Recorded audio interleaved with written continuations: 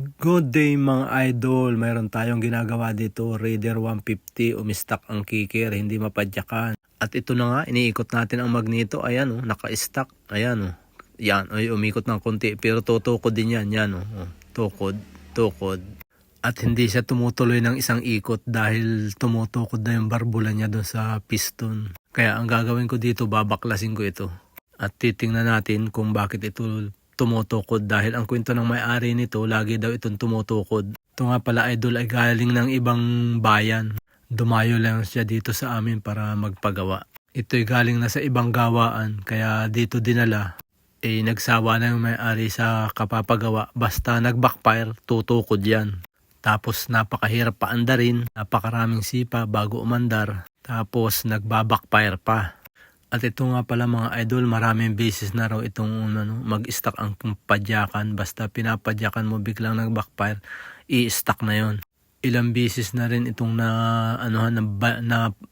nabaluktot ang barbula. Kaya't ito, titingnan natin kung nasa timing pa ba ito. Kasi nakatukod na ito eh. I-diagnose natin to kung bakit palaging tumutukod. Tapos biglang mag-i-stack ang kicker. Hindi na siya mapadyakan. Yun ang sakit nito. Bakit palagi? Ano kaya ang dahilan? Kaya dito na dinala ng may-ari. Pero sigurado na ako dito mga idol. Wala na ito sa timing. Ang Raider 150 nga pala mga idol ay twin cams, 4 valves. Kaya pag hindi mo kabisado ang timing nito, talagang tutukod ito. Lalo na pag isinagad mo ang gas. Lalo na pag nag-zero gasket ka. At ito nga pala mga idol, naka-cams stage 3. Kaya pag sumala ka lang ng isang ngipin dito sa timing ay sigurado aabutin na ng piston ang barbula.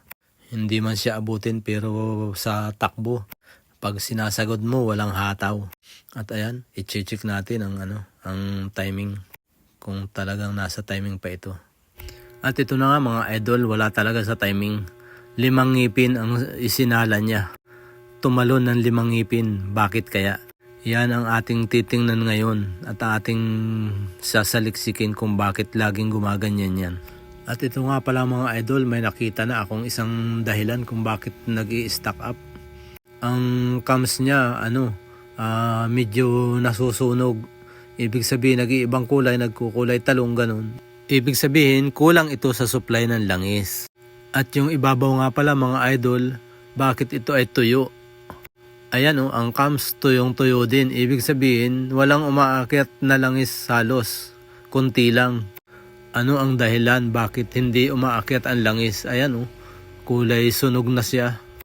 Kaya dumidikit tapos nahihirapan. Kaya nawawala sa timing.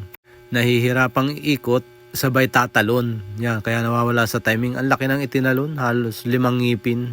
Kaya ayan, babaklasin na natin ang cylinder head. Tatanggalin natin ang mga cylinder head bolt. At pag natanggal natin ang cylinder head, makikita natin ang barbula kung ito ay baluktot na. Dahil nung mga unang sa mga gumagawa, lagi daw baluktot ang barbula nito.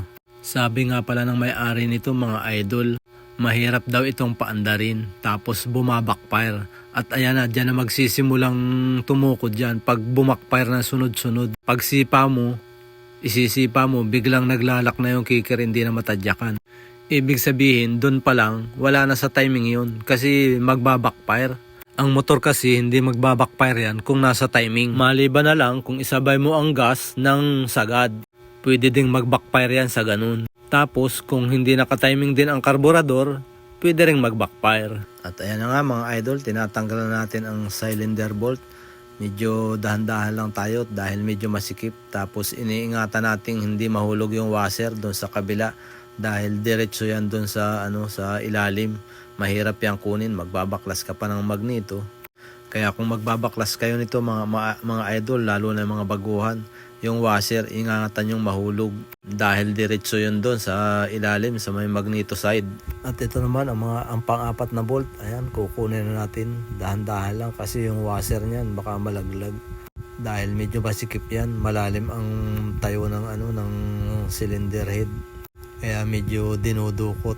Kaya dahan-dahan lang tayo. Ayan iniingatan yung washer. At ayan, lumipat nga pala ako sa kabila dahil hindi ko pa natanggal yung 12mm na banjo bolt doon sa oil passage niya.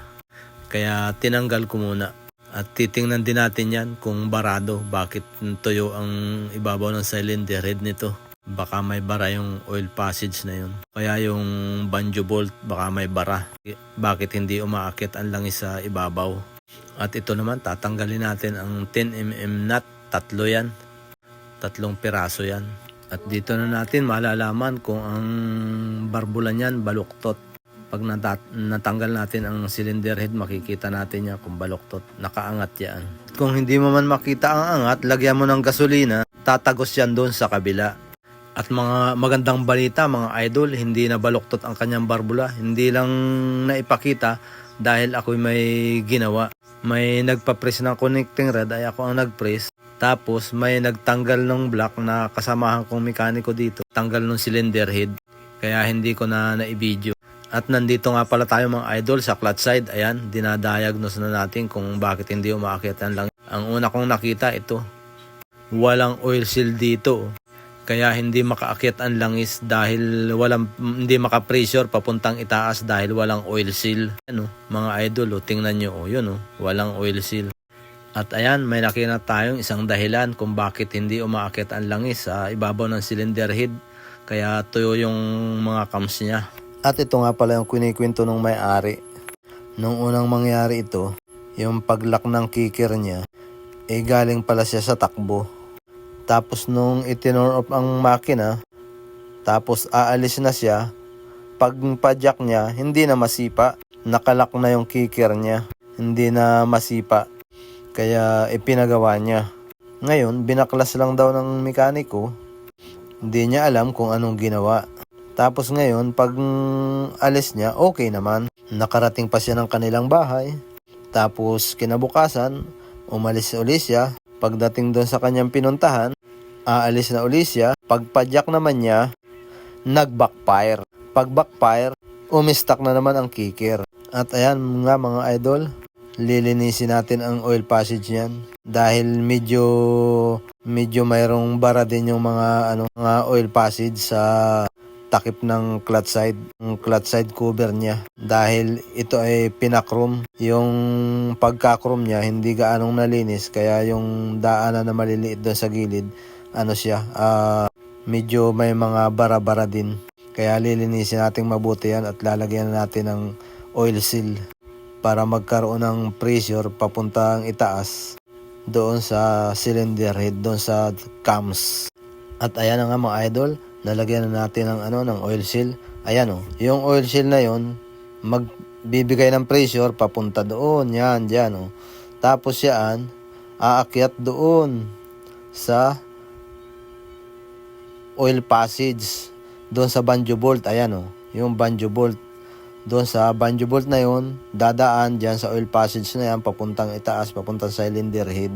Yan yun. Yan yung hindi gumagana, hindi umaakyat yung langis dahil hindi makapressure dahil walang oil seal. Siguro nung pinakrom ito, tinanggal yung oil seal. Ngayon, yung gumawa naman, hindi alam na may oil seal pa pala yun. Kaya yan ang naging sakit ng motor. At yan mga idol, lilinisin nating mabuti yan para maayos na ang kondisyon ng makinang ito.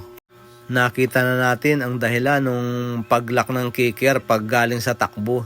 Ay yung sinasabi ng may-ari na pag nag-backfire ay naglalak din ang kicker. Yun naman ang ating isusunod na hahanapin pag naikabit natin itong clutch cover. Nahanap na natin ang dahilan kung bakit hindi umaakyat ang langis papunta sa itaas ng cylinder head. Ngayon, ang hahanapin naman natin yung pag-backfire niya, bakit naglalak ang kicker. Yun naman ang ating tutuklasin kung bakit. Kaya hindi lang pala isa ang sakit nito mga idol. Pag si pa mo biglang nag-backfire, inabot yung paa mo, biglang lock na agad ang kicker. Yun ang sabi ng may-ari. Yun ang ating titingnan kung bakit. Ano kaya ang dahilan bakit naglalak din ang kicker pag nagbabackfire? At ito mga pala mga idol, sabi ng may-ari, running clutch daw ito. Kaya ngayon, papalitan natin ng clutch spring. Dalawa kasi ang sanhi ng running clutch. Pag yung clutch spring mo ay budget mill, ayan, pag init niyan, running clutch na yan. At ang isa naman, pag yung clutch lining mo ay budget mill din, yung tinatawag nilang local. Kaya't papalitan ko ito ng clutch spring na original. Yun nga palang clutch spring nito mga idol. Matigas masyado, pero pag nag-init, sobrang lambot na, kaya running clutch. Kaya ayan, pinalitan natin ang original na clutch spring. At ito na nga, higpatan natin mga idol. Gagamit lang tayo ng power tools para medyo mabilis-bilis mag-ikot. At kung gagamit nga pala kayo ng power tools mga idol, kailangan kontrolado dito. Dahil pag nabigla mo ito, mapuputol yung kinakapitan ng tornilyo. Ang ginagawa ko dyan, alalay lang, hindi gaanong mahigpit. Tapos hihigpitan ko ng T-rings yan para hindi masira. Ganyan lang ang diskarte ko dyan mga idol. Ayan, tapos hihigpitan ko yan ng T-wrench. Ayan o. Diyan natin ipapainal ang higpit dyan sa T-wrench para sigurado na hindi masisira. Tapos, kailangan mo ng basahan doon sa pinion gear at sa clutch housing para mapare-parehas ang higpit. Ganun lang ang diskarte ko mga idol. At nandito na nga tayo sa clutch side cover yan. Lilinising mabuti yung kanal na yun, yung daanan ng langis. Yan, dahil yung chrome niya nakabara din doon. Kaya kailangan matanggal, malinis yung yung mga chrome na magaspang. At hahangitan na nga pala natin yan mga idol, yung mga oil passage niya.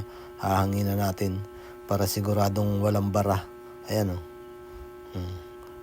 Diyan dadaan yung langis. Diyan yung nakalagay yung banjo bolt papunta doon sa oil passage pataas. Kaya ayan, tanggalin natin yung mga dumi-dumi sa pamamagitan ng paghangin. Ayan, ganyan lang mga idol. At ayan mga idol, nakasalpak na ang clutch side cover. Lalagyan na lang natin ng bolt. At ito, palitan na natin yung bagong oil filter. Kahit ka-change oil pa lang daw, papalitan na rin natin ang langis yan kasi marumi na rin ang langis. At ngayon, dito naman tayo sa cylinder head na. Kakabit na natin ito para makita na natin ang pag-andar nito. At maghihigpit lang tayo ng mga bolts nito. Malapit na itong matapos. At ito na nga mga idol. Yan, pinapainal na natin ang paghihigpit. At ayan, ilalagay na natin ang cams. Itatiming na natin yan sa tamang timing. Tapos yung carburetor niya itutuno na rin natin para kondisyon ang motor. At ayan na mga idol, naka-timing na siya. Ilalagay na natin ang cover ng cams. At ito na nga ang finished product natin mga idol. Paandarin na natin. Ayan